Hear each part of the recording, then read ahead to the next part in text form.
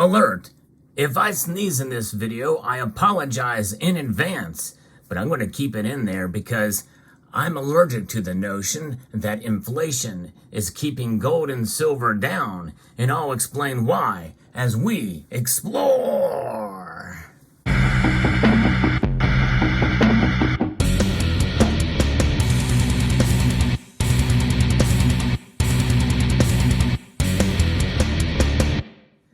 Indeed, gold and silver have been hit today, not especially hard, but silver is down over 1%, down a full quarter to $21.90, breaking back down below that 22 mark. Gold is down just about a third of a percentage point, down $5.60. And folks, this is one of the reasons why, and I've been asked this recently, why I have kind of moved more towards gold in my journey for stacking, as I've been doing it for quite a while, but it tends to not react as violently as silver does during these market conditions. And it just goes to show you that though metals may be precious, they are not immune to such moves. And even though they've been seen as stores of value for thousands of years, that's the key. Value should be distinguished from price, because they are very different things. Because we know what happens to the value of this. No matter what the Fed does, it goes down. But gold and silver maintain that value, and most of us understand that, but we'll get into how their prices are being affected by the markets, because it's all about the system that we find ourselves in, and it's a system that has been around for quite a number of years, and people have theories about that system and how it's been developed and how it's utilized, but nonetheless, it's what makes the world spin around, and a lot of that is due to energy as well. And the energy of the velocity of money, as well as the velocity of oil around the world as well too. But that's an aside the point. We're going to get into all of those things because commodities are very important, and gold and silver are essentially kind of being priced as commodities, but also they have a duplicate nature of being priced based off of their role as a hedge. And that's kind of what we're looking at here. If you enjoy videos like this where I talk about the news of the day with regards to precious metals, I hope you will consider subscribing to the channel.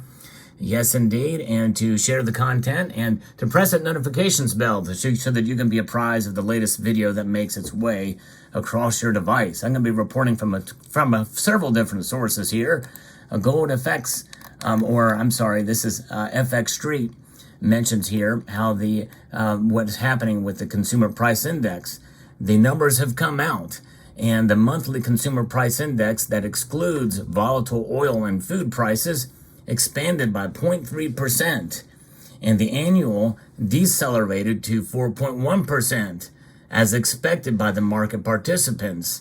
Now, the powers that be, such as in the White House, and press secretary at her press conference today from Karine Jean-Pierre mentioned that grasping on to this number, this 4.1% decelerated there. But nonetheless, that's just one part of it. And there's a greater, when you look at the greater of a whole and where inflation has been and where it's going, the fact is it should be much less than that. And the headline inflation remained higher than expected as a rally in global oil prices spurred prices of gasoline and food products. But in reality, when you think about it, over the last month, gas has actually gone down somewhat. It's only picked up here recently based off of the attacks in Israel. So I don't think that they can really use that as an excuse. And why? Well, they will, because, well, they're chefs at the Cook the Books Club, as I've mentioned before. And nonetheless, they want these numbers to be as good, or they're going to spend them as much as they can, and they'll spend the numbers too to make it work for them. And but nonetheless, that's another story here. So the headline CPI grew at a pace of 0.4% a month, while investors forecasted a pace of 0.3%, which leaves the headline CPI to grow steady, remaining at 3.7%, which is where it was last month, year over year. Marginally higher than what they expected was to fall a tick, a tenth of a percentage point, down to 3.6%. That did not happen. So, why is gold and silver down? Well, in short, because that means that they are more likely to be hardened in their position, the Federal Reserve is, to stay where it is now, and the dollar index is rebounding. So interest rates will probably stay where they are now and not be cut anytime soon. In fact, they may even raise them up again. In fact, if you look at the Fed Watch tool, right now there is an 11% chance, 11.8% chance that they may raise it in November. 88.2% think they're going to keep it the same. But those numbers could shift as time goes on. We'll see here, because they're supposedly getting good employment numbers. And so that means that, hey, they may be inclined to kind of raise them up if they see other indications of the economy that are good. And that could bode well, at least in the short term, and strengthen the dollar, which is what they want. They want that dollar to be strengthened compared to other currencies. And the dollar is indeed up. But I think part of that dollar strength is because of the geopolitical events of the day that we're seeing. It's right at 106.57. There's still some room to move up, but other numbers are down. There's uncertainty. Dow Jones Industrial Average is down 173 points. The NASDAQ is down over 85 points here. And this is just moments before the markets close as I'm reporting this video. Now, there's another article here from CNBC.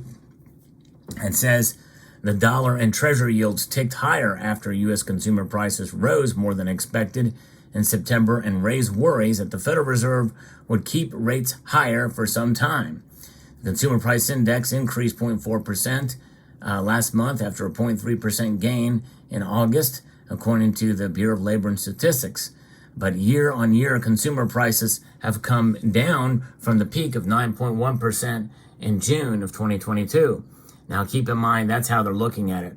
They say, well, inflation has still come down, but yeah, if you compare it to then for the all-time high, it has come down, but it's rose steadily the last 2 months, and it's stayed where it is since last month.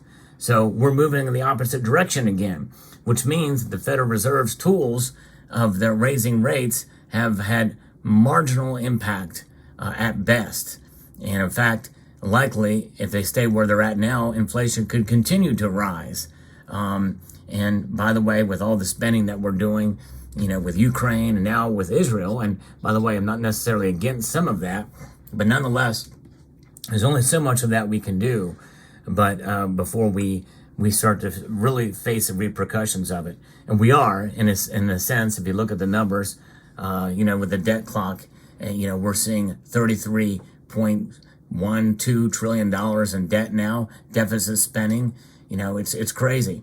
And what else could happen between now and then, especially in Taiwan, and increased and expanded, activity in other parts of the Middle East. But nonetheless, the warm CPI print may be enough to slow gold's formidable rally into a consolidation, but in itself shouldn't trigger a serious sell-off, especially when there's high geopolitical tensions. So we're seeing a push and pull in both gold and silver's price, and this is according to Tai Wong, an independent metals trader in New York. Now, what we're looking into December, traders see a 38% probability of a rate hike in that month for the December Fed meeting, according to the Fed Watch tool. In fact, I'm going to look at that again myself and see what we've got for the December and see if it's still at 38%. It actually has lowered now to 31.4% as I record this video. 65.6% say it's going to stay the same. Now, that's far enough out that people are making prospects that maybe they may raise it half a percentage point. 3% think that could occur then. But fascinating. Now, this kind of high interest rate environment means that bonds are providing an attractive option because they do pay interest, and it's a safe option, supposedly safe anyway. And so we have interest bearing. People are going to think about, well, hey, I need to fight inflation on my own, so I'm going to look for things like that. And I don't know much about the I bonds. You don't hear much talk of them these days, but they may not be paying as much, but there are other ways to do it. In fact, I know for a fact that several members of this community are looking into it and doing it, and that's smart. You got to do what's best for you. Diversification certainly is key, and it's good for us to have gold and silver. I look at these low prices as sort of the same gift that the bond yields are giving. You say, yeah, you put in there, you can increase your money there, or you can buy gold and silver at a discount. I suggest maybe doing both, but that's all up to you and your level of comfortability and understanding of the markets. That's really what it boils down to. So yeah, this is why gold and silver are essentially being subdued by inflation. And we're going to probably continue to see that. That means that if inflation goes up, and especially if it ticks up, 0.3 to a half percentage point up higher, let's say it goes back into 4.1, 4.2% next month, or next time they report this, we could see gold and silver get hammered again from that. Yeah, believe it or not, that's the kind of thing we're looking at. And keep in mind, silver especially could get a double whammy if we do hit into a solid recession. Some people think we might be entering into one now, and we'll see what the GDP numbers will go when they come back out again. But if we do head into an official recession, that means that silver could hit a double whammy, can fall below $20 an ounce. We'll see how it plays out. But these are the times when we must have these diamond hands, they say. I'm not really sure exactly the full meaning of that.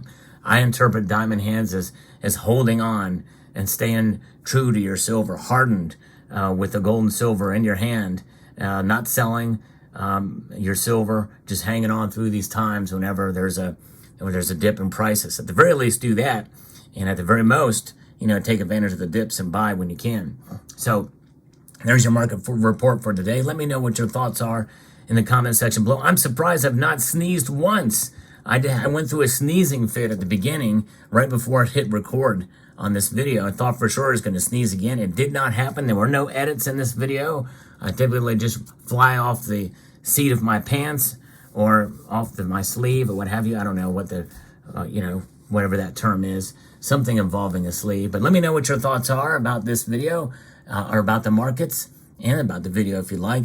Hope you found this video informative, insightful, and educational and newsworthy. I would like to extend a multitude of gratitude to each and every one of you for taking the time to watch and to encourage you to please rate, share, comment, and subscribe.